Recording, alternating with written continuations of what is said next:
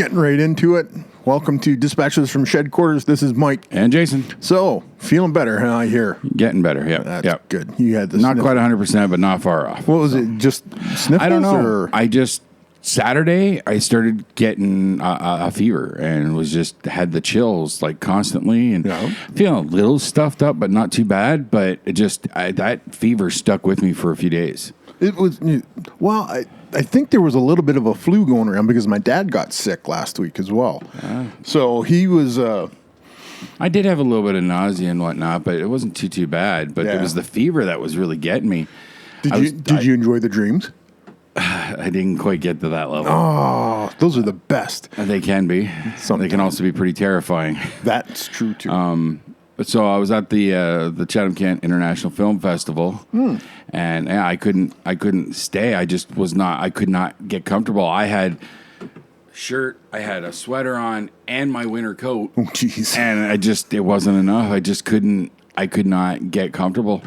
Just so cold and hot and sweaty and chills and sounds like the plague. It wasn't fun. No, I wouldn't think it would be. Leading into show week, and that's not a good time, right? So I got some Buckleys and been fighting it and getting better. So Buckleys.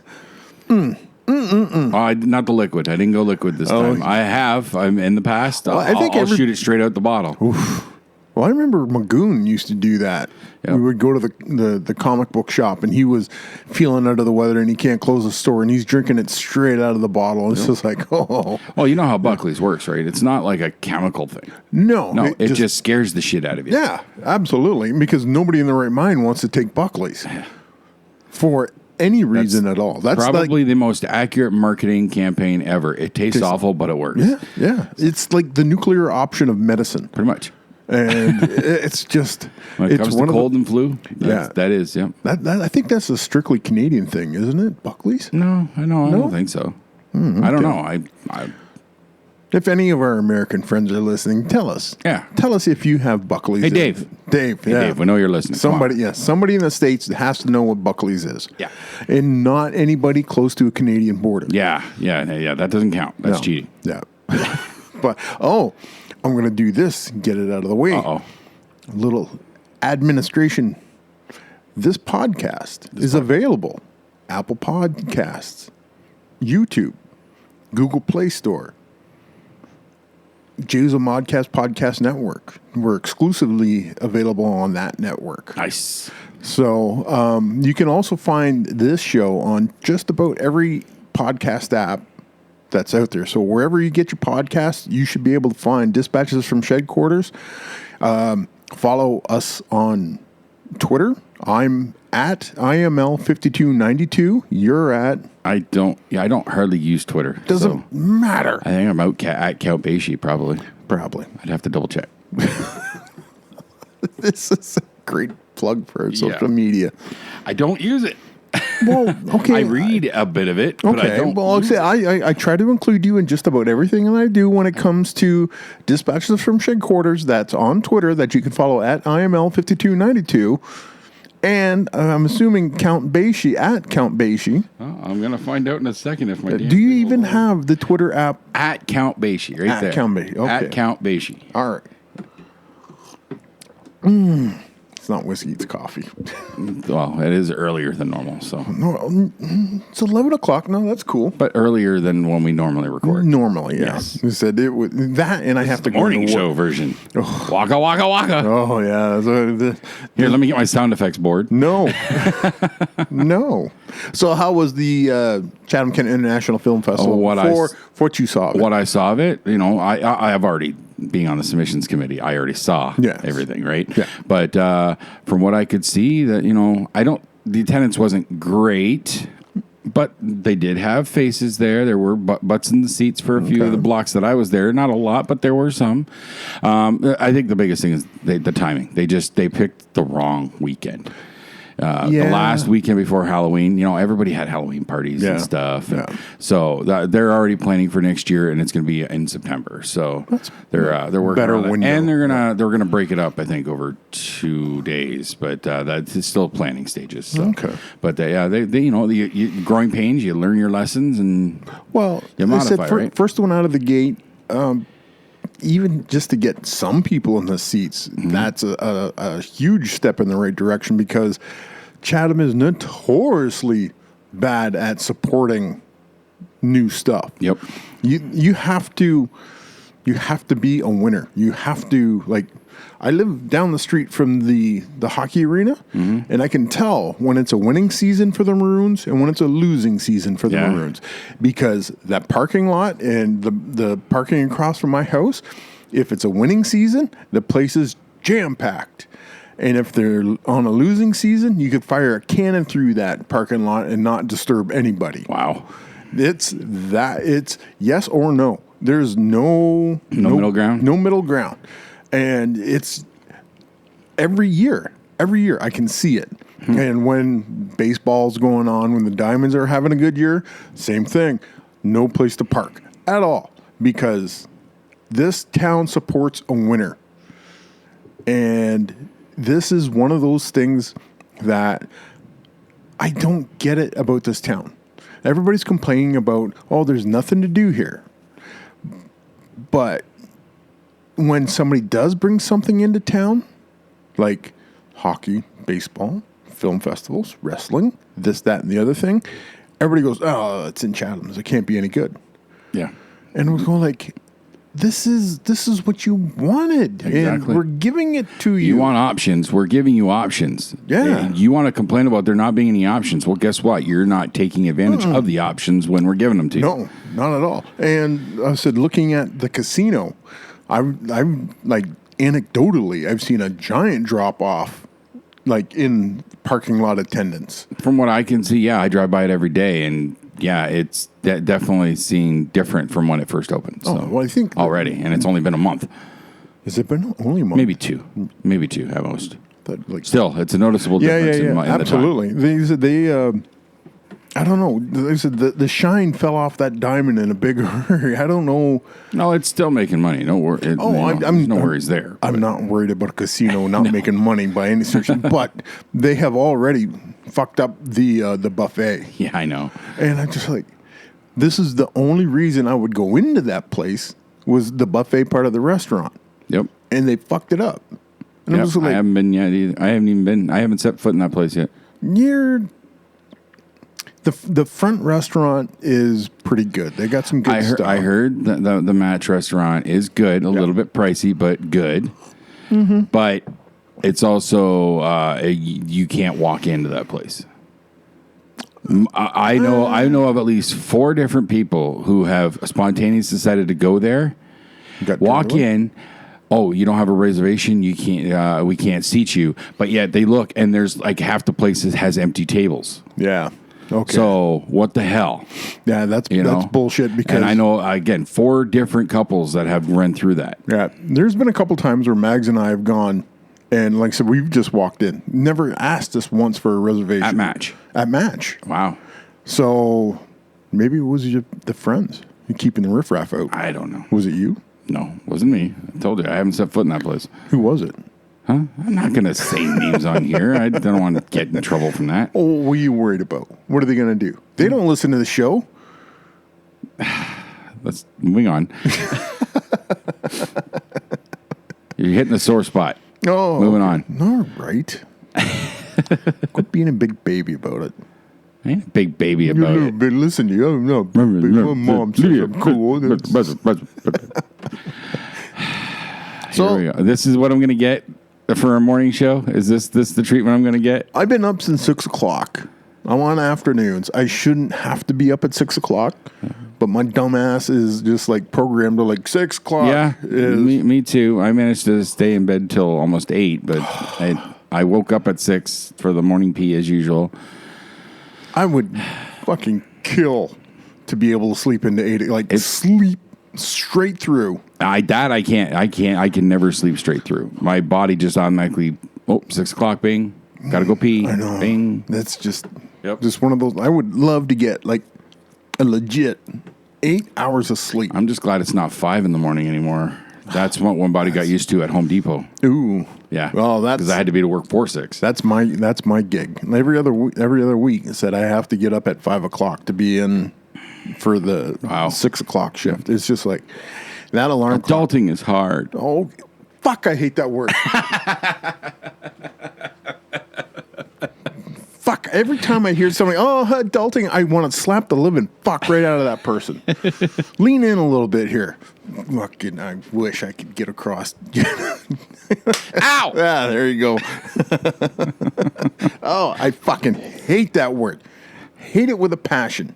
Adulting. Shut up. Fucking, you're a grown ass adult. Act like it. Fucking talk like an adult. That's just it. The ones who've adopted that term are the ones that don't know how to be an adult. That's their fucking They problem. weren't raised right. They weren't taught right. Well, that's true. That self-entitlement bullshit. Yep. I've seen some of my smart friends on Facebook go, I did a good job of adulting today. I wanted to reach through the fucking screen like Samara on the J-horror, whatever the fuck movie it was, and just grab him by the fucking neck and fucking shake him 3 or 4 hours. Wow, I had no idea you felt so strongly about this. Maybe. That fucking word. It makes me believe. Let me write this down. Oh, it's recorded for posterity's sake. You can go back and listen to this fucking rant for as long as you want it. But my parents, your parents, did you ever hear that fucking word come out of their mouth? No. Why? Because they were adults. Yep. And they never fucking talk like that. No. So why are we any different at this age than they were? Again, we didn't create it. It's this latest generation that created that fuck term. those guys. And they're stupid post baby. millennials, I think they're called now. Whatever. I don't know. I can't keep track of that shit. But they're the ones that have that. Again, they're not prepared properly because of the failure of either their raising, their upbringing, or the school system. Whatever the reason for it, they're not prepared for true adult life. And then they came up with this term because it makes it sound all cutesy, blah blah blah. So it's not, we didn't do it. We didn't create it. No, but you're perpetuating it by saying it. I was being funny, dude. No, it's not funny. I forgot my flag. Okay. It's not funny at all. It's frustrating and it's dumb. Grown ass adults. Pay your bills. Don't smoke crack. That's all you need to do. But I like But crack. you like crack? Yeah. It's a show week, right? Yeah. I need that fucking high. Exactly. It's what gets me through, man. Just a little hit, man. There's no such thing as a little hit of crack, man. Crack is whack. No. Yeah. Just a little bit. Just a little taste, man. Just a little taste. No such thing as a little taste. A little taste of heroin, maybe. Fucking. There you go. Ooh. That'd make for an interesting night. Yeah. Probably not. Do you know what it makes for an interesting night? Absinthe. Really? Oh. Never tried it. It is. If you're not ready for No, it. are you talking true absinthe? True absinthe. Okay. Which has what, LSD or something? No, wormwood. Wormwood. Which is actually a poison, but it makes for interesting colors. And I was at a festival years and years and years ago, and I was sitting there talking to some friends, and a mutual friend come up and she hands us a flask. She goes, "Here, try some of this."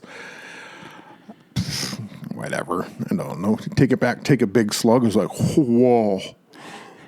I am not ready for this. Did it hit you instantly? No. But as soon as I took a big sip of it, I went, I know exactly what this is, and I'm not ready for this. And about 10, 15 minutes later, that's when it hit me. Because I knew I was in trouble because I was sitting there, I was talking to a friend, and they had a bunch of tiki torches laid out. Or not laid out, staked out. And I turned my head, and everything went. Oh, the vapor trails? The vapor trails, then it locked in this place. I went, I think I need to sit down.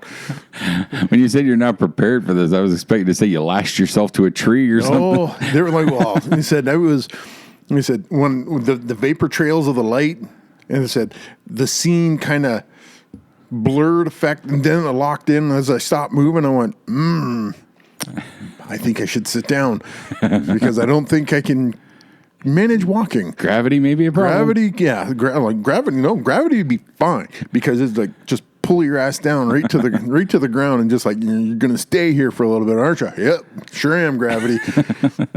So, but that gravity's just a big dude standing over you. Sit. Yep. Stay. Yep. I remember John brought a bottle of absinthe back when he was over in Europe on a training thing, and we went out one day, and it was like sitting on top of a fridge, and nobody dared even look at it, try and get its attention. It shall not be named. Oh, it shall not be named. But by the end of the night, everything else had been drank. It's all we got left. All right, let's go. That seems like a poor choice to end the night on. No, because it is the finishing hold of drinks. Okay. So you do all your beer and your whiskey and all your other nonsense. Then you get into the absinthe and you go to sleep. Okay. So you have to hang on to heavy objects to keep you from flying off into outer space as the planet goes, conspires to spin you off into outer space with this absinthe. But what happens when the dragon shows up? Then you're really fucked. I want to run, but I can't. No. See, chasing the tail of the dragon, that's your opium. You're thinking of I'm the just green thinking fairy. Hallucinations. No. You're thinking of the green fairy, that is. Oh, right. Okay. That's absinthe. Okay. And that's pretty fucked up, too. What are you going to do? You know what I love about this whole thing? What's is that? The fact that you preface that story with, I was at a festival once. Every time you start any sort of story with, I was at a festival, I know it's going to be an interesting ride. Oh, well, I have interesting friends. Yes, you do. I'm fairly certain you've never met any of them. Probably not. Probably not. Yeah, it's probably for the best. Those streams. Oh, no, I'm curious. Oh, no. Those streams should never cross. Oh, so all right. We'll try to keep my civilian life away from my festival life. Oh, yeah. What stays at the festival stays at the festival. What happens at the fest stays at the fest. Except when you talk about it on a podcast. Yeah. Well, you will notice I've never mentioned any names or anything totally incriminating. True. Yeah, because you did tell that one story a few episodes back when your last solo one, I think. Yes. And you talked about it, and I think you mentioned names there, but that wasn't incriminating in any way. No. So it was just a good experience. Yes, it was. So there's stuff All right. that this microphone will never hear. You're good at self-editing. That's awesome. That's right. Because incrimination is forefront in my mind. We'll just keep that. Cover thine own ass first. That's right. So, by the way. Oh. Here. Cool. Fucking fantastic movie. Wasn't it? Holy cow. Yeah. That was like I was watching it and I'm just like, all right. I like how they Jason. Okay, I watched 3 from Hell. Yeah. And I'm a huge fan of that trilogy.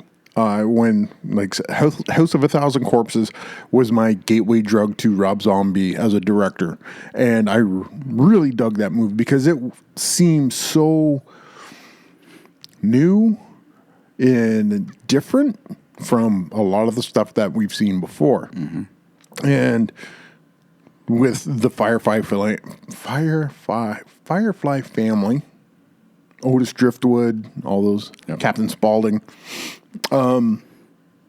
that crew was something else. So, like I said, Devil's Rejects, and then I don't think this ends the trilogy. No. It does not end this story. No, absolutely not. So And with the addition of Break, that just gives another wrinkle of the terrifyingness of this family. The dynamic between him and Otis. Yes, that dynamic was so good. Yeah, I said I love the send out that they gave Sid. Yes, such a great scene. Yeah, Sid Haig has had so many iconic lines coming out of this trilogy. Mm-hmm. It's just like, oh, it sucks. Yep. It absolutely sucks that Sid's gone because we can't get any more classic Captain Spaulding lines. Mm-hmm. But he had a great career. I still remember when Tom Leatherdale and I sat down to watch House of a Thousand Corpses for the first time, and we put the DVD in. And it has an animated, like a moving menu. Yes. And it's the counter in Spaulding's shop. Yes. And Spaulding comes out through the beaded curtain. Well, shit the bed. How you doing today? That's exactly what I was thinking. And I was like, those little interstitials were amazing. The Easter egg on the DVD, the whole tiny fucks a stump. Yeah. That came to mind heavily in 3 from Hell. In the scene with Baby and the little guy. Yes. Because she said, you remind me of Tiny. Yeah. Oh, as soon as she said that, I went, oh, why are we doing this? That was such a sweet moment. It was. In such a horrific movie. Horrific flick. That scene was really touching. Yes. But it made me smile on the inside because all I could think was the little guy reminded her of Tiny, and I'm thinking, why? Because he looks like the stump.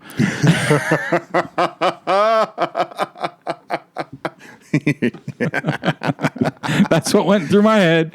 Oh, that's awesome. I love the image you sent me with the scene that when you said, this movie's awesome. Hi, neighbor.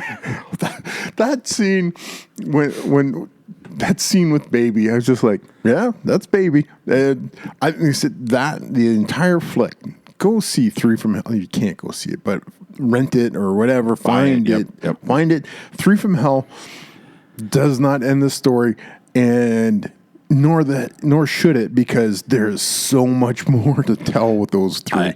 I absolutely love the evolution of the characters. Mm-hmm. Like Otis has become more methodical, more.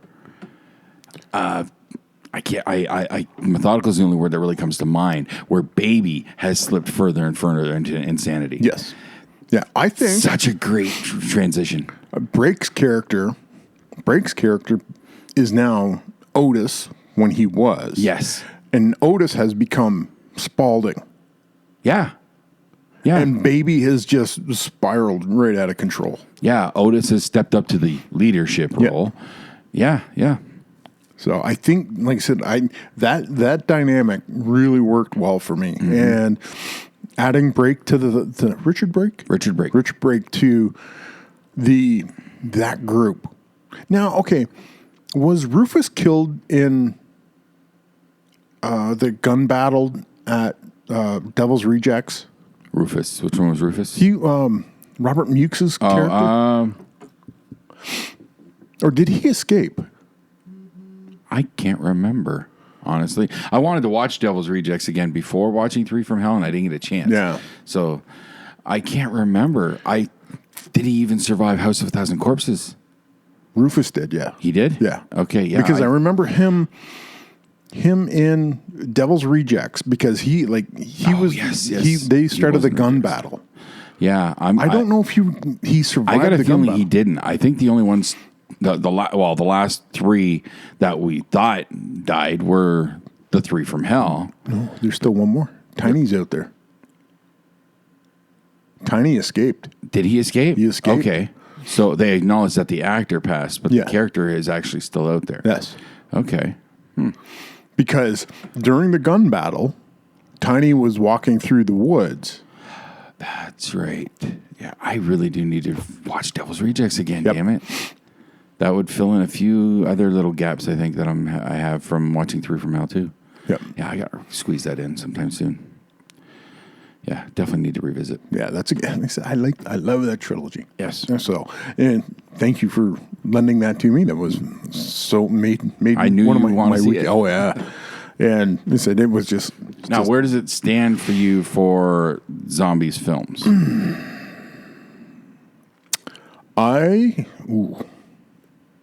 I'm gonna put that trilogy is the top trilogy for me. Like for his works, Sure. I will put those all tied for first. Halloween, I really dug his Halloween, The first one? the first one. Okay. The animated one that he did.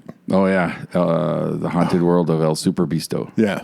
That was just fucking hilarious. Yes. The entire Yeah, I like stretch the of that art movie. style of that. Yes, that was It's fantastic. like a classic cell-shaded kind of Ren Yes. and Stimpy-ish. Yep. Yeah. For me, my number one pick for him is going to be 31 Forever. I love 31. Yeah. 31 is just such a great horror movie for me. I love that movie. Followed closely by the trilogy. Even though House of a Thousand Corpses is not my number one, like it got a little too weird at the end for me. But I love Devil's Rejects and 3 from Hell. That whole trilogy is fantastic. Yes. We're not even going to mention Lords of Salem. Is it not saying? Okay, I me know. and you have already agreed to disagree about Lords of Salem. I think if you get deeper into it, if you went in with an open mind, knowing about what happened during the Salem witch trials, it would make more sense. Nah, Yeah, Yeah. yeah. The 3 remaining witches, I'm not doing it. 3 remaining witches go after the daughter, one of the past relative of the judge. Nope. Yeah, Nah. it works. Nah. You're just missing out, man. But I do agree also with Halloween, though. I loved Yeah. the first Halloween. Loved it. Thought it was a great. That's one of the rare reboots that was really, really, really good. Yes, yes. There was somebody I was listening to a podcast, and they kind of juxtaposed the scene from Joker and the one scene in Halloween where you haven't seen Joker. No, I still haven't been able to get out to see it. Okay. I don't worry about spoilers. All right. I don't care. So one of the scene, like where Joaquin Phoenix's character is a clown, there's a dwarf works for him. Okay. During the spiral where Joaquin's losing his mind, one of the former co-workers and the little person comes in. Joker kills the one guy. The little person there is trying to unlock the door. He can't reach the door. And he looks over at Joker and goes, "I've always been good to you. I've always been your friend. Please don't kill me." And you're just like, don't kill the little dude. Don't kill the little dude. And Joker opens the door, lets him go. Okay. Now, you go to Halloween when Michael Myers escapes. Danny Trejo, his character, goes, "Michael, I looked after you for 20 years. I've been your friend. I've never been bad to you." And he gets killed anyways. Yep. And you're just like, you look at the parallels of those two scenes and go like, ooh, okay. So Michael Myers is the complete psychopath, and Joker just isn't quite there yet. No. And you just, Like I said, yet. yeah. So when I can't remember who it was, what show it was. Anyway, when he talked about those two scenes, and I was like, oh yeah, okay, that makes kind of sense. Looking at those scenes, the way they kind of parallel each other, and was like, this is some interesting insight as to the levels of crazy that we're talking about here. So I really dug Joker, how the crazy didn't like it wasn't instant. Yeah, right. I think what that just shows. Okay, so Michael Myers was past the point he just wants to kill everyone. Where Joker has slipped so far enough, but he still has enough control because knowing the character, what we know, Yeah. he's a plan. He makes plans. He has plots and traps and all that stuff. If he was as far gone as Michael Myers, you wouldn't see that. No. He'd just be killing for killing's sake, with no plans. Yeah. So that's the big difference, but that's the line you cross, right? Absolutely. Absolutely. So, like I said, the Three from Hell, fantastic movie. Like I said, Three from Hell, Joker, like super dark movies. But I've really enjoyed watching them the last week or two that I've actually gotten some time to watch some movies. Some great filmmaking out there. And those two movies really stand out as stuff that I was like, I will watch them again. I would go to see Joker again in the theater sometime soon. God damn it. I know you're super. I'm to the point where I'm burned out from Marvel movies. I don't know if I'm going to go to see another Marvel movie. I don't want to see a true DC superhero movie. They're like, the only one that I have any little interest in going to see is maybe Wonder Woman 2, because I enjoyed the hell out of the first Wonder Woman. But this Joker it's DC in spirit only. Right. And it's not a comic book movie. No. Anybody who has seen it has said this is not a comic book movie. No, like I said, it could have been anybody. Right. But you put Joker on it to put these people go, oh, A little bit of credibility behind it. So I dug that a lot. There was something else. If I have my way, Sunday, like Saturday night is our last show. So Sunday, I'm free. Okay. So I'm really hoping to go see Joker on Sunday. I don't know if that plan's going to work out, but I'm really hoping to see Joker on Sunday. Give me a shout. It's all a matter of, I don't know what the wife's got planned. So. But that's my hope, is to finally see Joker on Sunday. You're the adult. You can make a choice. Can't you? Yeah. Yeah. No, Adulting. See? Isn't that a dumb fucking word? I just, See? you know me, I don't want to upset the apple cart when it comes to the wife. Fucking rock the boat, baby. No. Rock it. No. Rock it. I piss her off enough when I'm not even trying. I'm not going to do it deliberately. That's her, not you. Sure. She doesn't listen to this anyway, I know I can talk shit about Crystal all day long. Yeah, well, if she does happen to hear anything, and she ain't going to hear it from me, then just know you won't get any more baked goods. I haven't been getting any baked goods. I brought cinnamon rolls. Yeah, okay, yeah, you did. And if I bring anything to Whiskey Wednesday, you won't be able to have Okay, any. those aren't for me. Those are all for Jeff. I just happen to get the leftovers. I'm like collateral damage of fucking baked goods. Especially since we're getting into the winter season, I'll probably be hosting. Yeah. Yeah. I should probably watch my P's and Q's. Chili in a bread bowl. Ooh. That's my plan for the first Whiskey Wednesday, which I'm thinking in a couple weeks. I'm in. Yep. I'm in. We just got to perfect our bread bowl recipe. Yes. There were, what I see. We've already found videos and stuff. We've got the plan. We gotta work it. So Work it. Crystal's mastered making bread, so making a bread bowl shouldn't be that too far off. Like, is there a mold that you have to put it in? No, but it's you got to work the dough a certain way, let it rise properly and whatnot, so that it stays firm with the outside, but still soft on the inside, and not enough to core it and blah blah blah. Gotcha. I see what you're saying. Yep. I see. I'm picking up what you're laying down. I am buying what you're selling. I'm running out of metaphors. What else is going on? But really, that's it for me. It's just, with the work, and now they're in the show. We're in the show, and that fucking power outage last night. Fuck. We lost an hour of rehearsal time, and this theater is very strict about the timing. Oh, really? We had to be out we had to be out as close to 10 o'clock as possible. So, and we lost an hour. Yeah. So when we go to rehearse now, mind you, so last night we're into the tech nights. Okay. So it's a lot of stop and start, going over the scenes over and over again so that the lighting and sound guys get the cues right, get things all situated right. So again, a lot of stop and start. Act 1 is 2.5 times longer than Act 2.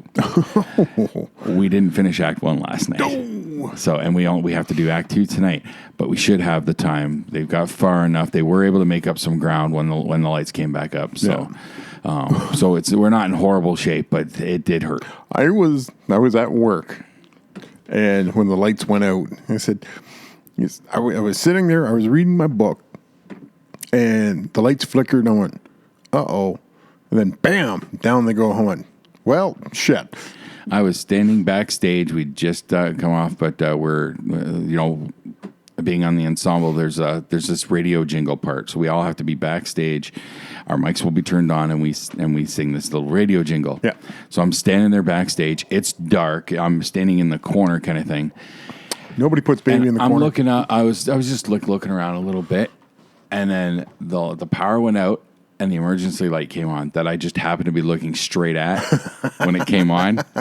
It's like a laser. Blind. I thought I was blind. I saw spots for a couple minutes. Oh, that's a good one. No, we at least the power went out in the warehouse, and we're just like, I wonder how long this is going to last. And then it lasted for a little bit longer. And then I went, oh, wait a minute. I got a flashlight in my car. I don't have to fucking wander around in the dark in this place. Oh, everybody pulled out their cell phones. They found a couple of like LED lanterns. Yeah. They kept working a little bit though. One of our tech guys, he grabbed the ladder and started hanging up a couple extra lights and whatnot. You never know. They said the power could come back on. We need electricity, so yeah. But he at least got those lights up rather than waiting until later. He got that part done. Now the book that I started, it's called the Horus Heresy, and it's part of the Warhammer 40K. Yeah, I saw that. And I'm going like, oh, okay. I'm buying a bunch of miniatures. Oh no, I don't want. Because that's a huge money pit. That it is. And I said I saw this cover. A couple guys that I follow on Facebook. They were doing like, I'm trying to spread literacy throughout Facebook, and here's a picture of a book that I've read. And I've read a couple other Warhammer books, and I went, oh, okay, this is another part of the series. I want to read it.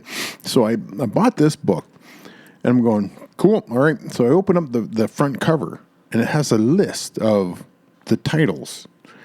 This is book 1 of 36. Holy jeez. Yeah, that's what I said. Oh, it is a popular franchise. 36 novels in this story. Yeah. I was like, fuck. I'm in for the long haul on this. And then they said I posted a picture of the cover on Facebook, and I said, hey, look, hey, blah, blah, blah. I got myself into. One of my buddies goes, buy the omnibuses. They're cheaper. I went, that's a great idea. There you go. So instead of buying 36 separate novels, I got to try and find, I don't know how many ever of these omnibus has all these. I'm just like, damn it.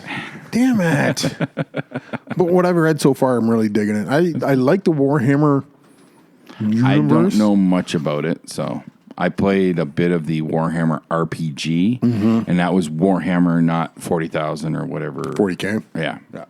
It was just regular Warhammer, so it was a typical fantasy setting. So I don't know the history. I don't know anything more about it. Space Marines. All I know is the Necro Screaming earlier this year, Crystal and I had one of our little excursions to White Oaks Mall in London, and I stopped by the Games Workshop just out of curiosity. Don't do that, man. I walk in there. There's guys. They're painting the hunched over the workbenches, painting. So I'm like, okay. I've heard things, but I'm kind of just toying with the idea. What does it? He goes, well, you're picking the perfect time because a lot of the starter sets have gone on sale. They're only $250 for the starter set. Wow. Well, that's an investment. Yeah. No. Maybe when I win the lottery, maybe. But no, not in the budget. anytime soon for me. $250 for a starter set. Just That's for the starter unpainted. set. Yeah, unpainted. That's right. Ooh, Yeah. that's rough. I remember. And you know what? It's not for me, anyways. Even if I win the lottery, I'm not getting into that because, Dude. for one, I can't paint that little shit. I can't do. Okay, if small you win the things like lottery, that. you're paying somebody. I know That's a dude. true. Yeah. I know a dude. You know a dude? I know a dude. All right. But if you win the lottery, you're building like a room with a giant Warhammer table on it. So, Oh, I have plans. For years, I've actually kind of had a thought in my head about designing a modular gaming table system. ooh, do tell. The shape might be wedge, Okay. but each one would have like cup holders. Okay. I'm Drinks out of the way. with you. Yeah, Plus book rests so that your books could be held up. Oh, that's a good idea. So I like that idea. And then modular, like in a wedge formation, so you can just make a circle, make a pie, whatever. Maybe go squared, and then you can just keep it to make rectangles or L shapes or whatever you need, right? I see. But- Yeah, Like, what's the surface? just, it just- a regular, maybe felt. Maybe phone? Yeah, Like kind of poker table, like poker table-ish Yeah. kind of thing? Yeah. That's cool. Now, poker table idea, like this almost was a poker table for this. Okay. And then I said, again, stealing that idea from Tell 'em Steve Dave, the famous poker table at the Stash. But he said, I was looking online, like Facebook Marketplace for poker tables. And there's a couple of them, and they're going like $200. And we're like, no. Is felt that expensive? I guess it's like the padded armrest and a cup holder. That's easily $75 a piece there for all of these. I'm like, no. And said I went to, well, this was picked up one of the thrift stores. I think it was Habitat for Humanity for $40. I went, thanks. It's a table. It's a table. It holds stuff. Yeah. The one thing that I would have loved is if the leaf came with it.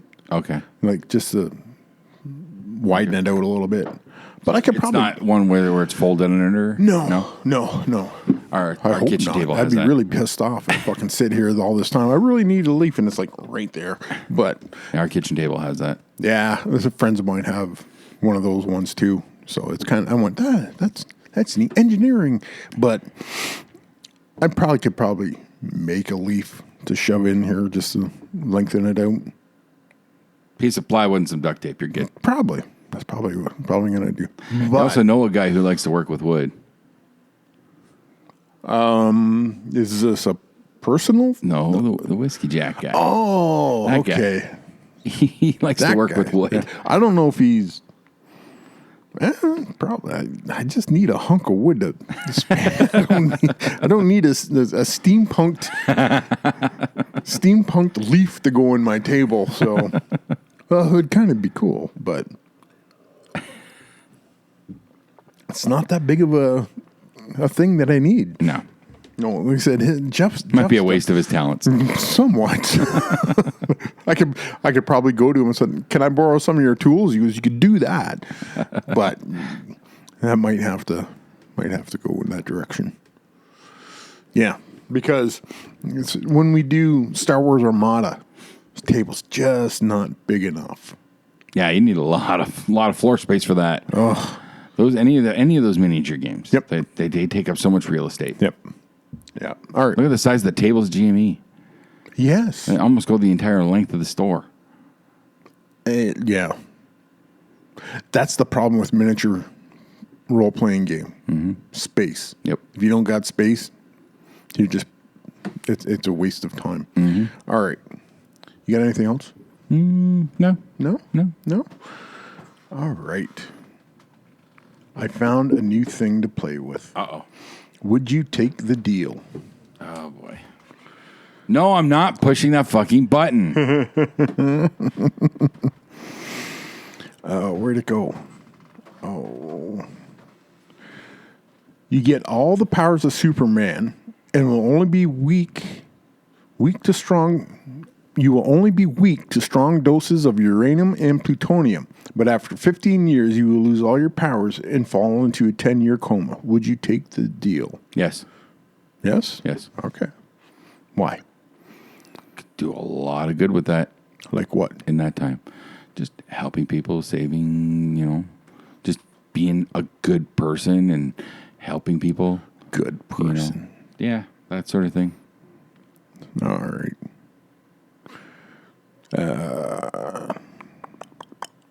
There's one I've got here as a would you rather, but I just looked at it and went, that's just I got a list of would you rathers here. okay. But some of them are kind of stupid, so I'm kind of picking and choosing here. All right. Would you rather know the time of your death or the cause of your death?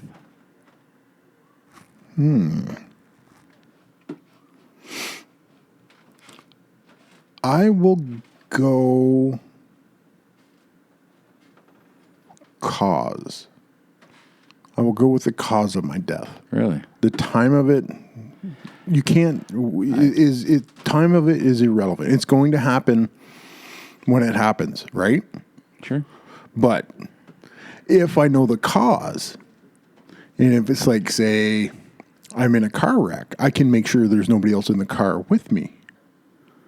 See, now I go the other way, where I'd rather know the time. That way, okay, I have a clock, and so time to get shit done, get the bucket list cleared, whatever, prepare properly.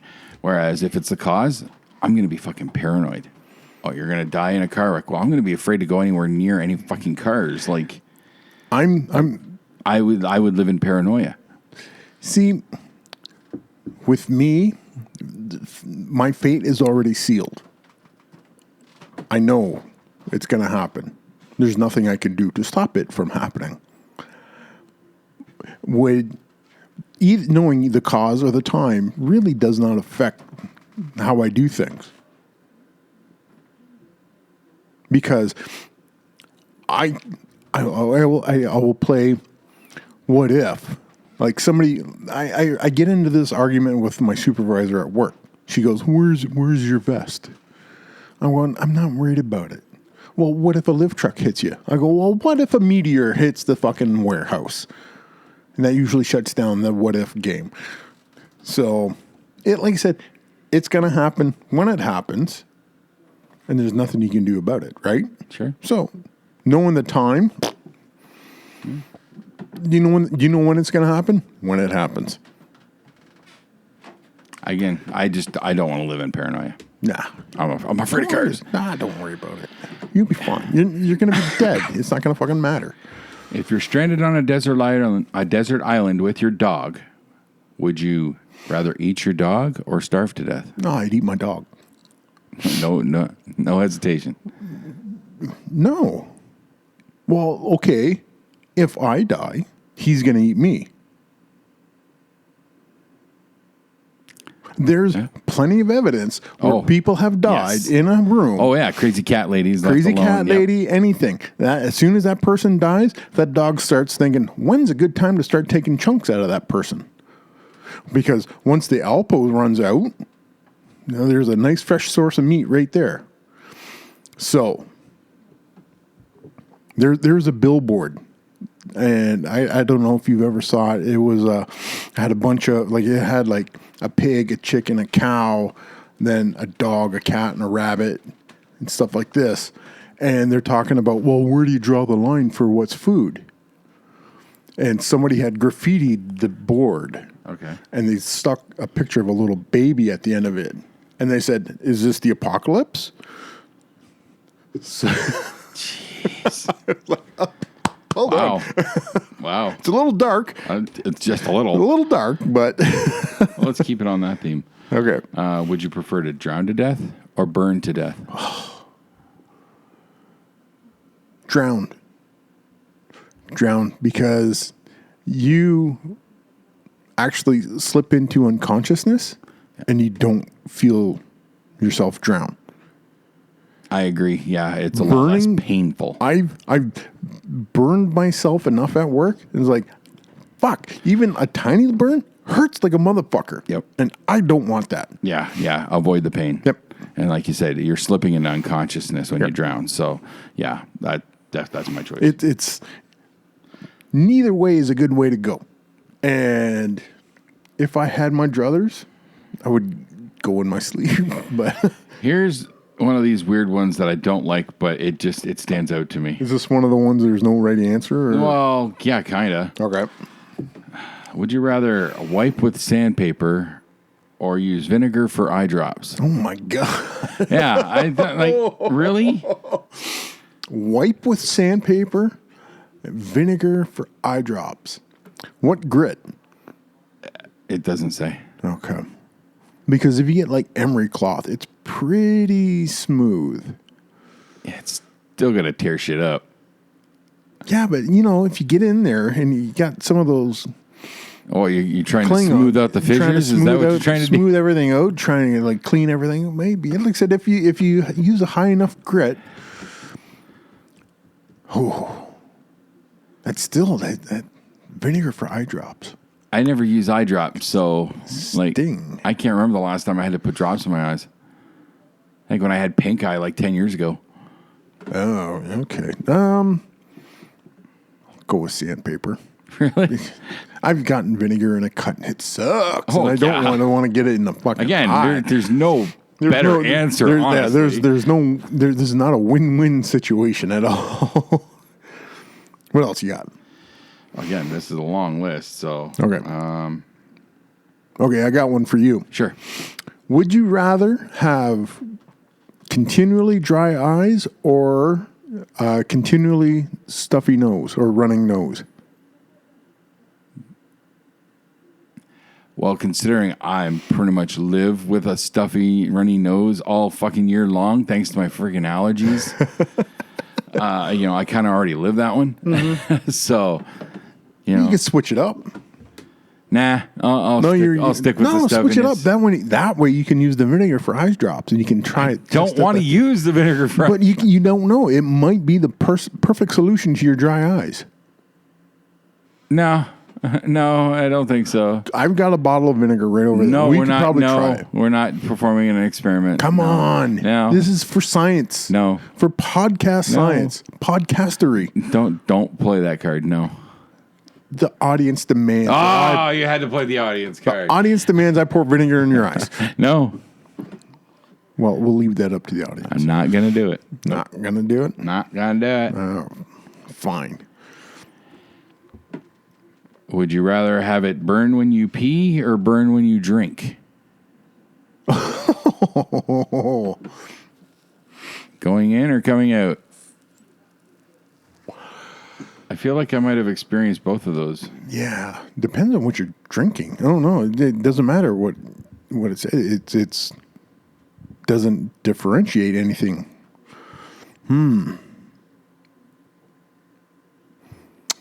I'm going to go with burn when I drink. Yeah, I'll go with that one. It just seems. It'll suck a little bit, but that's some sensitive areas downstairs. Yeah. And you don't want burning sensations around. No, burning when you pee is never a good option. It's bad. That's like I said, when you say it burns when I pee, doctors get worried, right? Yep. So I don't want that. I'm gonna go burns when I drink. Because you can take just like a little sip, and you'll be fine. Yeah. But if you drink a gallon of whatever whiskey or something like that, then you got to piss out a gallon of whiskey. No. Drink. It burns when I drink. Yeah, so you don't want the gonorrhea persiflades. No, I do not. All right, let me find one more here. Don't like that one. Where'd you find your list? Just Google. Google? Okay. All right. While you're looking, I gotta ask you a question. Yep. Because this is coming out on Halloween. Okay. What was your favorite Halloween? Ooh. That's, my memory sucks. I'll be honest. I don't know. Are you talking as a child or like Favorite memory of Halloween. I honestly cannot answer that. I'm drawing a blank. Yeah? A complete blank. Okay. I have images, but I couldn't tell you years or anything like that. I could probably tell you like favorite Halloween costume. Okay, we'll go with that. What was your favorite Halloween costume? It was probably Frankenfurter, wasn't it? Yeah. Fuck. Yep. Yeah, pretty obvious. Yeah. I've had some really fun ones and all, but yeah. The Oompa Loompa one? Oompa Loompa. I was never an Oompa Loompa. No? You might be thinking the rave one. Oh, with that's the fishnet bodysuit. Yeah. Oh, yeah. Yeah, that was Rave Kid. Now that's coming back to me, damn it. Fishnet bodysuit. Oh. Just rewatched Rocky Horror just the other night. I'm not surprised. Yeah. You had to get your Tim Curry, right? That movie's just so good. I have a copy of that over here somewhere. Yeah, right at the bottom. Yep. Bottom of the second shelf. Yep. Yeah, I have my DVD. Yeah. I want to find the UK version though. Much different? It's got a little bit more that you don't see in the American version. Okay. Because there's one song at the end called Superheroes that's not in the American version. Oh, okay. But it's in the UK version. Gotcha. I've heard the song. It was on the soundtrack. Yeah. But You didn't see it performed. But I have not seen it performed. But it's apparently you find it on the UK versions. I gotcha. Picture this. The criminologist. Yeah. The narrator, if you will. Vincent Price.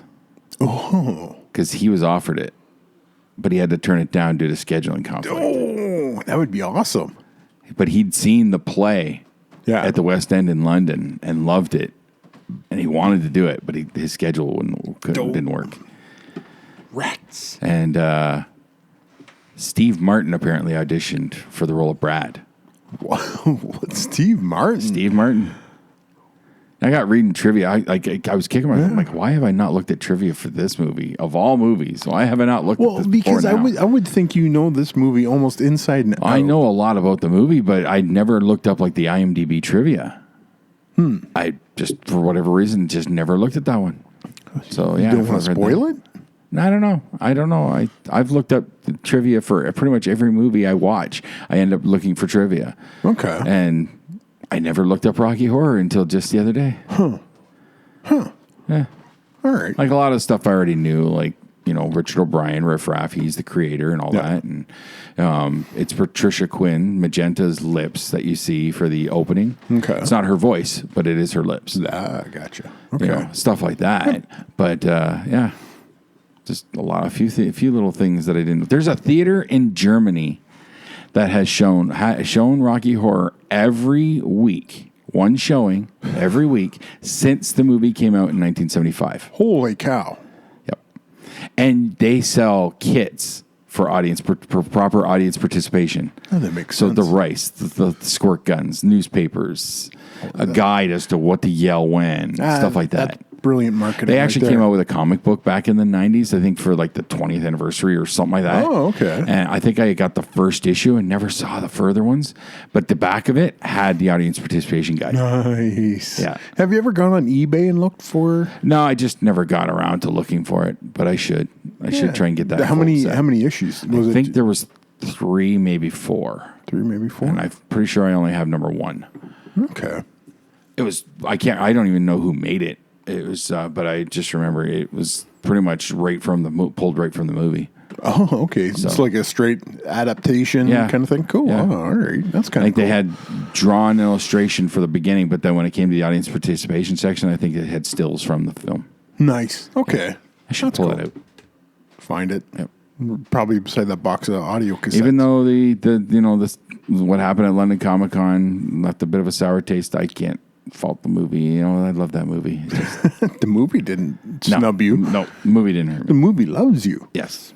It's Tim Curry that doesn't care about his fans. Fuck you, Tim Curry. Oh, no, that's your words, not mine. No, I fucking heard you. No. I heard you on the drive home. Fucking Tim Curry. No, you did not. Yes, I did. Nope. You can't prove the that I did. The opinions of Mike, and you can't prove that I did. So, it's my show. In this day and age, I guess all you have to do is say it, and everybody believes it, right? That's right. Wait till I get on Twitter. Oh, tag Tim Curry. Guess what Jason said about you? Somebody told me yesterday. I got a couple things. Okay. So. Should I sit back and enjoy the show? Well, no, this one's just because it won't surprise you when you hear who's involved. Apparently, there were two guys that were watching Deadpool 2 on a constant loop, and they were tweeting about it. And they said, we're not going to stop until Ryan Reynolds acknowledges us. Okay. They get a random phone call from an unknown number, and it's Ryan Reynolds doing a video call. What the fuck are you guys thinking? That's fantastic. I don't know how long they went before it got to him, but he did finally reach out. That's brilliant. He's like, what the fuck is wrong with you guys? Oh, you guys need to get a like. That's awesome.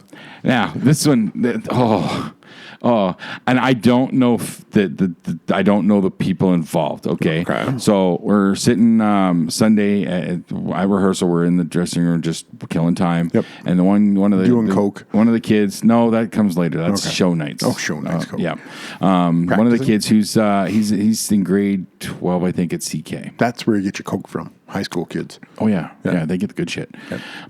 Molly. He's telling he's talking about his English class. Apparently, their English teacher got in trouble. Uh-oh. Because one of the students complained to his parents, and the parents wrote a letter or whatever to the principal of the school that their child felt discriminated against. Okay. The teacher is black. Okay. One of only two in that school, two black teachers. No. Yeah, can you see where this is going? The kid felt that he was being treated like because he's discriminated against because he's white. The teacher had to stop the lesson plan that she was working on because she knew that they were going to be recording her. Mm-hmm. She got in trouble. She got reprimanded. But she had to stop the lesson plan as she had it and had to change it entirely. Because this kid felt discriminated against because he's a privileged white kid. I looked at the kid who told this story and I said, if you can find out the names, I want to know where they fucking live so I can slap those parents. Because your kid's being discriminated against for being a self-entitled white kid. You raised him that way. Yep. Fuck. Yeah. This is the world we're living in, buddy. Isn't it great? Isn't it great? Oh, God. This is the new normal. You know, I used to think Chatham was safe. You know, you hear about this shit all the time. Oh, but that doesn't happen here. Fuck.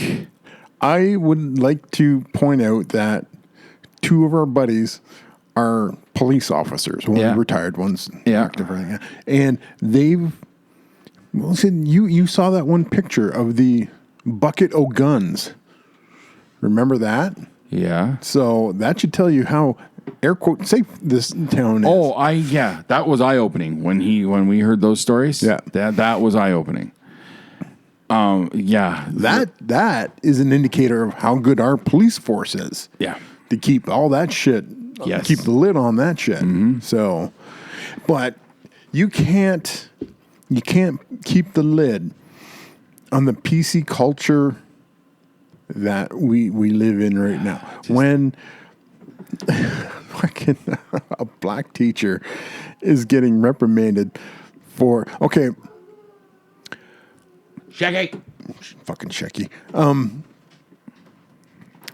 I had a friend of mine, she posted a thing and she was talking about racism.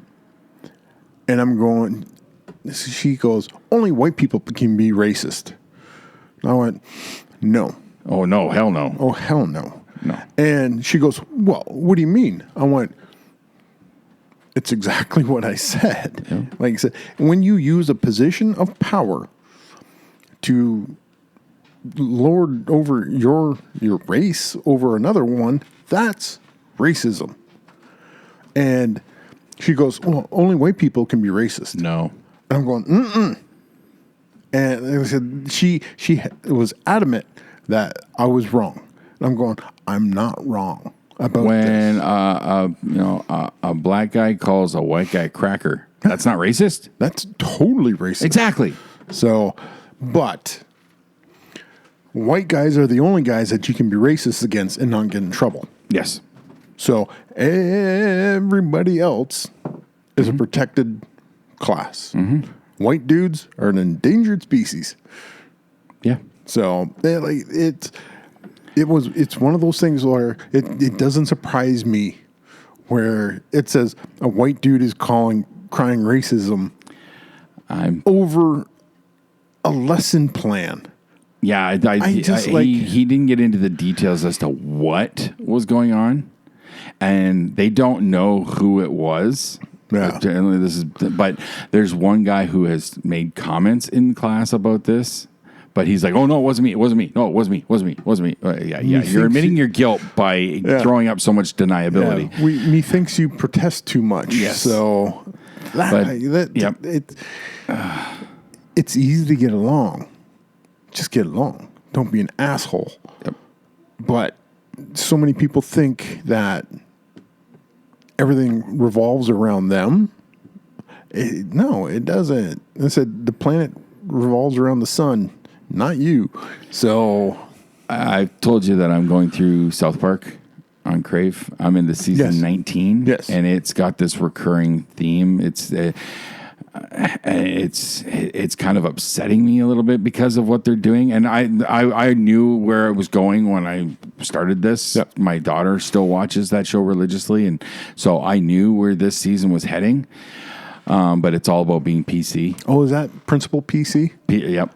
Yeah. I'm into that season. Okay. I've seen enough of him to be familiar. But like some of the stuff that comes out of there is just Yeah, but I know that the show itself, they kind of started to lose some steam coming off of that, and I know they switch gears and kind of go back to the classic style, the classic stories. Well, but that's what I've heard, anyways. But I got to get through it. It's topical. It is topical. People, you have to talk about it because this is the stuff that we have to talk about to mend fences, build bridges, and stuff like this. An open dialogue is good. Absolutely. Like there was friends of mine on Facebook, I posted a thing and they go, that those guys are Nazis. I'm like, no, they're not. They said, well, yes, they are. I go, who said? Well, this guy said that. I'm going like, no, if you did your research, if you actually research this, the stuff that is being said about the thing that I follow helps me focus and stuff like this. I don't get too deep into the political. I don't care about their politics. That's not what I'm getting out of what I'm following. Well, people say, well, if you're following that makes you a Nazi by default. I went, really? I'm a Nazi? That's because I've read this stuff. That association makes me just as bad as those guys? I'm like, no.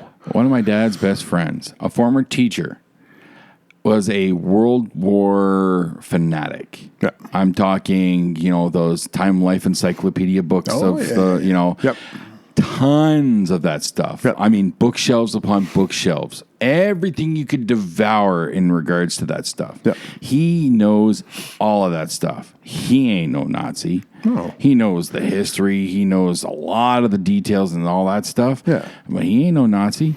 Like, not even close. One of the nicest guys you could ever meet. Yeah.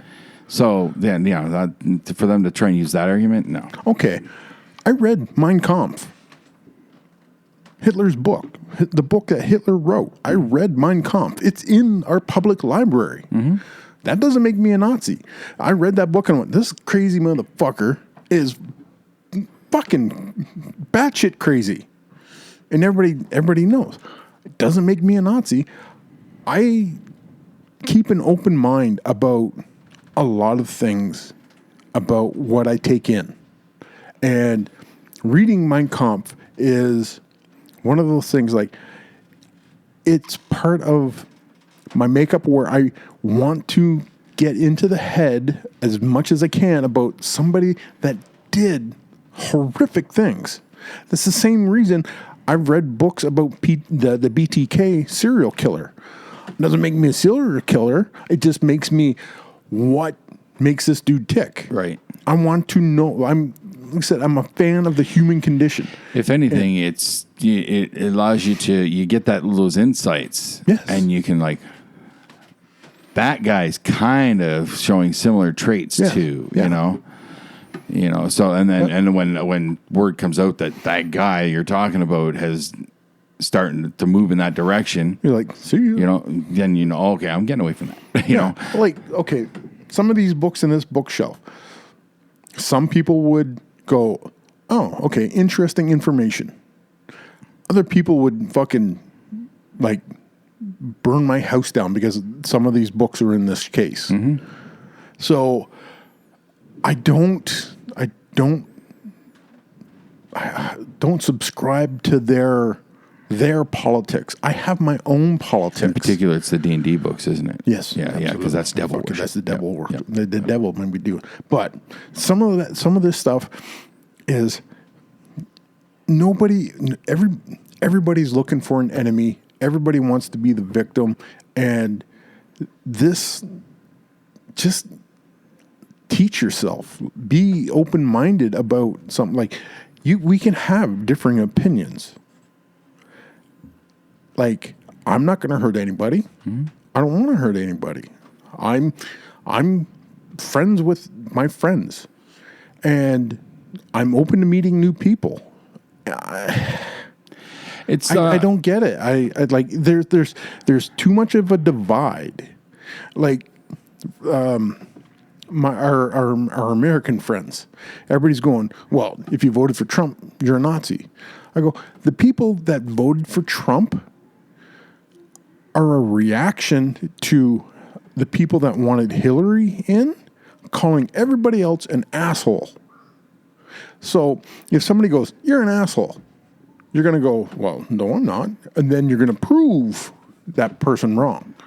Or you're going to prove that, yeah, okay, if you think I'm an asshole, I'm going to be an asshole. So that, to me, how many ever people voted for Trump to get him into office is a reaction to everybody else saying, if you're not in LA, if you're not in New York, you're a dumb fuck, and nothing matters.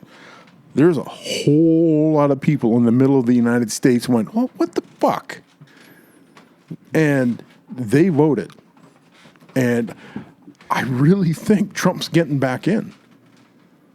I listen to a lot of talk radio from out of Detroit, and I'm just like, a lot of the stuff that's going on, man, it just seems like it's moving in that direction again. You keep calling these people assholes, and they're going to react.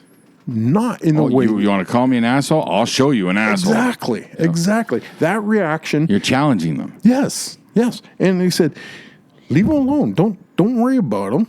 It's like, if they want to vote. If you ignore them, they'll go away. Usually. Yeah. But as soon as you start antagonizing somebody, you're going to get a reaction out of that person. Yep. And it might not be the reaction. People vote out of spite. Absolutely. We've got our own election to prove that. Yep. They said, when Trudeau and the Liberals said, if you vote Scheer in, just look at how bad Ontario is. Once you get Andrew Scheer in, it's going to be worse. And everybody's going like, oh, fuck yeah, he's right. So it was fear and division that created, that's all it is right now is fear and division. Yep. And when you get down to the personal level, people aren't that way. Like, some are, but the majority of people aren't assholes. They just want to work, hang out with their friends, have a good time, not hurting anybody. you're going to get that. It's when you start getting up into like world politics, that's when you get a lot of problems. And I don't see there. Steven Pinker was on Joe Rogan. He wrote a book called, what is it called? Enlightenment Now. And he's talking about this day and age is the best time in our lives. And people freak the fuck out. And they're going, how can he say that?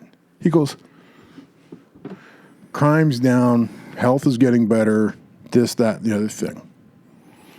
We're smarter, we're faster, this is would you rather live now or during the Industrial Revolution? Or even farther back? I want to live now. Yeah. So he goes, we are living in the best time possible. And people are making it harder than it has to be. Just put identity politics to bed, get along, and we're not that bad off in the long run. If we can get together, we can solve the issues like climate and this, that, and the other thing. But we're trained from birth to get on a team. This is your team. These guys are the bad guys. Always do something to counter them. Always, and it's a back and forth thing. This is the kind of things that just drive me crazy, because we know this is not the way to do things, but we're doing it. And it has to stop, because our kids and our grandkids and the shit down the road it's at risk. Yep. I don't know. I'm just like I said, I'm just a monkey with a microphone, and I took some nootropics, and I'm thinking really fast and hard, and I had a really big coffee, and but I have no answers other than don't be an asshole. And that's where a lot of people stand. Nobody has the answers. Everybody knows what we need to do. Oh, yeah. But nobody has the answers to do it. No. Like I said, they keep coming up with questions and problems. But step one is stop being an asshole. Yeah. That's the perfect step one. Yeah. Stop being an asshole, then go from there. Yeah. Well, there were like Google. Google used to have a thing in their I can't remember exactly what it was, like their company motto or something like that. Don't be evil. Yeah, don't be remember evil. seeing something like that. Yeah. Okay, recently that's been taken out. Really? Yeah. Huh. So it's how do you do? Like, I know mainstream media. If it bleeds, it leads. And it's all about division. And I stopped reading and watching news, and my life got vastly better. Oh yeah, if I have it on a channel when they start a news broadcast, changing it real quick, because all the news is depressing. They never have a lighter side of the news anymore. No. And if I do read little news, it's like brief headlines. I don't even usually get into the articles too much. It's just skim. Okay, I'm good. Whatever. Oh, Trump said something stupid. Okay, whatever. Moving on. Oh, Trudeau did something stupid. Okay, whatever. Moving on. Yeah. You know, the news that I actually read is the useless pop culture bullshit. That stuff I devour. The stuff that I look for, science stuff. I'm a big fan of the science news. I've been getting a little bit more into that. Yeah. Stemming from starting to listen to Joe Rogan's podcast more often. That podcasts and stuff like this, I'm by no stretch of the imagination. I'm trying to put myself in the fucking category of Joe Rogan, but it's the exposure of different ideas in long form conversations that gets people thinking and adjusting the way they think. Like if somebody's on Rogan, or there's another one I listen to, Sean Carroll Mindscape. The dude's a fucking quantum physicist, and he'll sit down and he'll have like an hour and a half conversation with another doctor of some sort or an expert in a field. And I'm just like, okay, I have an expert in the field, because he had a, was it a climatologist, a doctor in climatology, explain global climate change. I went, oh, this is fucking bad. It wasn't political. It wasn't this. He goes, this is the hard science. This is the thing. Nobody's spinning nothing. And he goes, we have, on the sunny side of things, 30 years before it gets bad. And on the bad side, 10 years before it gets bad. So you just I'm listening to this guy and I'm just going like, oh, we are so fucked. We are so fucked. Because this is a guy that's actually raising, like, he goes, here's the empirical proof. Did he say if it's reversible? If we do things to change, but that's not going to happen. Not that quickly. It'll never happen. Not that quickly. No. Because there's too much money in both sides of the argument. Yeah. And nobody wants to be the loser. You got to go, don't you? No. Sure. Okay. Here's where we're at. All right. 120. Okay. Yeah. But it was one of those fascinating, eye-opening conversations that are just like, here's two really smart dudes talking about a situation that when it gets filtered down into the media, mass media part, everybody's spin has already been put on it. This is a dude talking to another dude across the table, and you're getting the unfiltered, this is what we know, exactly what we need. And you're just like, yep, we're fucked. So it was like, listening to that episode, it kind of affected me. It was like, maybe I need to do something. Then I'm just one dude. What really effect do I have? Now, I can put that information out there and say, like, somebody needs to go listen to the show. Maybe it starts making more sense to other people. I don't know what I can do to make any real change. It's similar to voting people who don't vote. Well, my one vote's not going to matter. Well, you know what? You're saying, what's one person going to do? What change can I make as one person that's going to help the environment? Yeah. But it's, you start it. Well, then, you know, your friends and family, maybe they catch on to that and they start following suit, and so on and so on. Maybe you start towing more and more people. They all start falling behind, and you know, you never know what's gonna catch, what's gonna lead the charge, if you will. Yeah. So I got you. Yeah, that's you know, and I'm guilty of that sort of thing too. You know, I think everybody is, but all it takes is that one person, and then the right connections, the right exposure, whatever, and we could be moving in the right direction. You just never know. No, I agree with you on that. But to play devil's advocate kind of thing, this is such a huge global thing. Mm-hmm. Like how does one man try to get his influence? That's where the exposure is key, and that's where, you know, guys like us, we don't have that ability. No, because you run into billionaires and marketing committees, and like it's one of those. I keep banging my head against the wall thinking about this kind of thing. Like I want to do something, and then I look at the opposition to it, and I'm just like, I can't fight that. And it's frustrating, and I don't know where or how to move forward with a lot of those things. Like I absorb all this education. Great. I'm a warehouse worker that has got a bunch of stuff rattling around in my head. What do I do with it? and that kind of thing. It's that happens to everybody. Yeah, it's frustrating, and I want to make a change for the better. Like I said, even on a personal level, I know I should be working out more because it extends garbage in, garbage out kind of thing. Mm-hmm.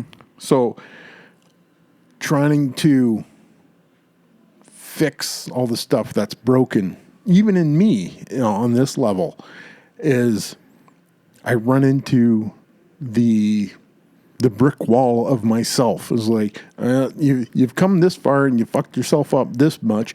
No sense trying now. So that brick wall is a bitch. Oh, is it ever? Yep. Mine's at least 4 feet thick. Oh yeah, yeah. I feel you. And said it was yesterday, or I keep forgetting. Okay, Monday I started a workout, and I had a real bad weekend, and everything seemed to be piling up, and I shut down. Done. Monday rolls around, I'm lying in bed, and I was like, something's got to change. And the voice goes, get up and go work out, you dumb fuck. And instead of burying that, I actually got up. So doing that one thing got me up Tuesday morning to go work out. Mm-hmm. So trying to get those little incremental successes would help with the environment, people that we talk to, our friends. I don't know. Like I said, maybe one person can make a change one step at a time. Yep. I don't know. That was deep. That was kind of deep. Yeah, so plug your shit. Let's get out of here. Oh, Little Shop of Horrors this week, October 31st, November 1st and 2nd at the UCC Theatre here in beautiful Chatham, Ontario, Canada. Tickets available at studioblack.ca. I believe there will be tickets at the door as well. So. There you go. How much are tickets? 30. That's not bad. That's a good ticket. Yep. I think there is student rate too. 25, I think, but I'm not sure on that. Yeah, that's cool. But yeah. Something coming through? Something just flew in front of my eyes. A bug or something. I don't know. I don't know where it went. Ghosts. Oh. The veil is thinnest. If this is coming out on Thursday, that's Halloween. Mm-hmm. Ooh. There we are, surrounded by skulls and stuff. My aesthetic is morbid. Well, just a little bit. What do you got coming up? November 2nd, Hamilton, GWN live event, 1031 Barton Street, Steelworkers Union Hall. Sad, card subject to change happened. Yeah? Yeah. Shooter's injured. Oh, no. Yeah. Oh, damn. Yeah, so things, I don't know what's going on. He said he just won't be able to. How bad? Significant. Oh. Yeah, so he's out. In training? Or is it a work-related thing? Or? No, it's a training kind of thing. Okay. So it's just one of those things. He, like I said, all the information came out on Monday. It was just like, shit. Damn. But I kind of expected it coming. So it's just one of those things. So show must go on. Yep. Facebook has got all the information for the GWN event. Go check that out. I think that's about it. World of Myth magazine. Oh, you just had the October issue come out. Yep. You had your movie review in it? Yes. Yep. Yeah, Unsane. Okay. Excellent film. I gave it 5 stars. Awesome. I can be heavy-handed with my stars, I'll admit that. But when a movie hits every single box for me, like, you know, when the story's good, the acting's good, when I can find only small nitpicky things, that's a great movie for me. And it was a great experience. I love that movie. So, yeah, I'm going to give it 5 stars. Excellent. Awesome. Unsane. All right. Unsane. That's at theworldofmyth.com, e-magazine. think that's about A lot of cool stories and stuff in there. Poems. They had a packed edition this. They say they actually had to shut the submission door. Yeah. Because they had that many people submitting stuff to the magazine this month, which is awesome for Dave and Stephanie because that just means that magazine's growing by leaps and bounds. Content is good. Absolutely. All right. So that's going to do it for another week from Dispatches from Shed Quarters. We will talk with you next week. Bye-bye.